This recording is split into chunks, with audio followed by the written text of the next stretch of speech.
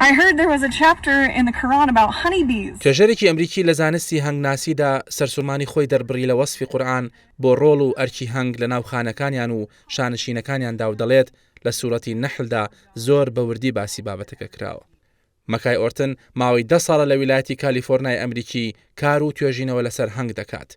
بەم دوایە مەکای ڤیددیوەیەکی لەسەر هەژماری ئینستاگرامەکەی داناوە و کۆپیەکی وەرگێڕانی ئینگلیزی قورئانی هەڵگرتووە و سوورەتی نەحل واتە هەنگ دەخوێنێتەوە. Chapter 16 is called The Bee.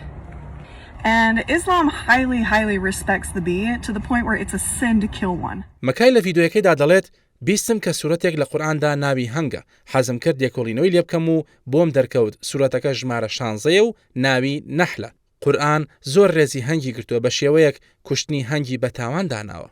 مەکای دەشڵێت چەند شتێکی سەرەکی سەرنجی ڕاکێشاوە. یەکەم ئەوەیە کە قورئان دەڵێت لە ناو سکی ئەو هەنگانەوە شلەیەکی ڕەنگ جیاوازێتە دەرەوە کە چارەسەر و شیفایە بۆ خەڵکی. مەکای دەڵێت هاوڕێیان ئەمە زۆر گرنگە چونکە هەنگوین خواردنێکی جادوویە بەڕاستی.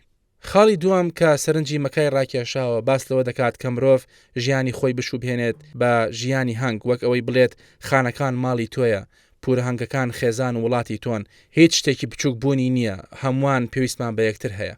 بابەتی سێەم بە پێی ڤیددیوەکەی مەکای ئەوەیە قورئان بە زمانی عەرەبی نووسراوە و لە زمانی عەرەبیشدا کردداری مێینە و نێرینە هەیە. سەرجەم ئەو کردارانەشی کە بۆ هەنگ بەکارهێنراون لە دروستکردن و خواردن و گەڕان بە دوای خواردن و هەروەها کارکردن سەرجەمیان بە کردداری مێینە نووسراون چونکە زانیوێتی سەرجەم کارەکانی هەنگ مێینەکان ئەنجامی دەدەن.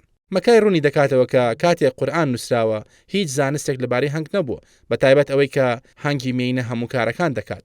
بۆیە ئەوە دەیسەلمێنێت کە قورئان لە سروشتی خودداوە واتە ئەڵڵا وەرگیراوە.